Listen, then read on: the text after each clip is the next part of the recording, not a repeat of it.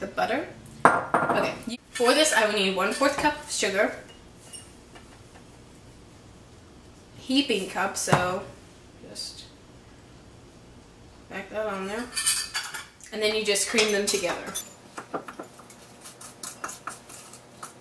Also, to soften the butter, you can either leave it out for 4 hours covered with plastic wrap, or you can leave it out overnight.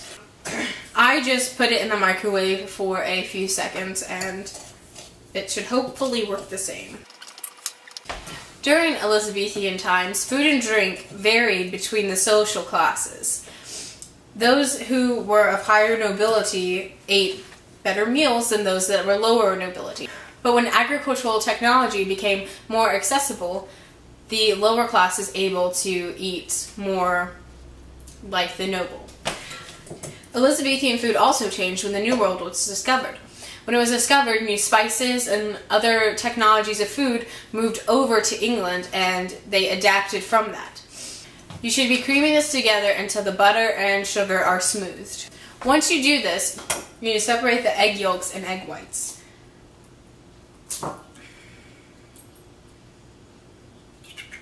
And to do this, you just open an egg like you normally would, and you just dump the yolk between eggshells and get as much of the egg white out as possible. Okay, that looks about good. And you do this 3 different times.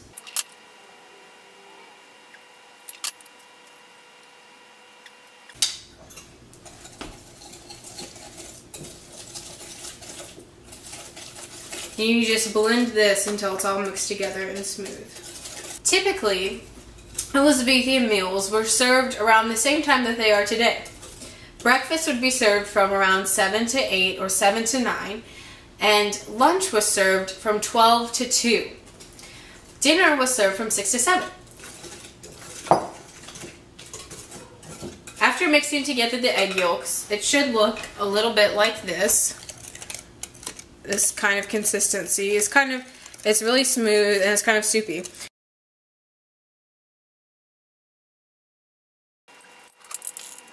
So dissolve half of a teaspoon of baking powder into the water and it will fizz and it looks like this.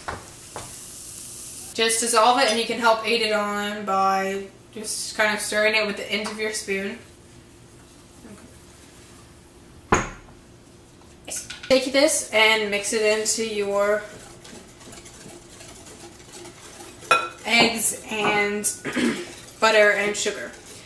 This changes the consistency a lot. It becomes a little bit more liquefied, and it also is, all the bumps from the sugar have pretty much gone away, if there were any left. Again, it still has a light yellow color to it, and just stir that for a few seconds, just to make sure that it is of a good consistency. Along with that, you're going to need to juice a lemon, enough for a tablespoon. You can use already juiced lemon juice, or you can just take a lemon and juice it yourself. The best way to do this is to roll it on the counter to get all of the juices out of it.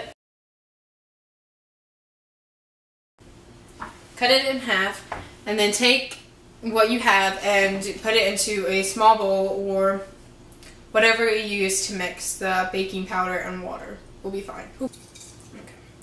Just enough for a tablespoon, and be careful of the seeds. Let's see, that should be about a tablespoon. Okay, and you just add that on in and stir it up. Okay. Okay. The next step is to take 1/4 of a teaspoon of ground mace and ground cloves.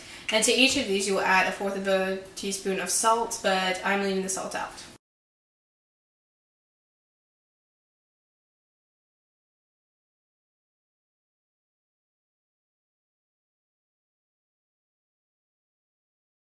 Now you just mix all of it together.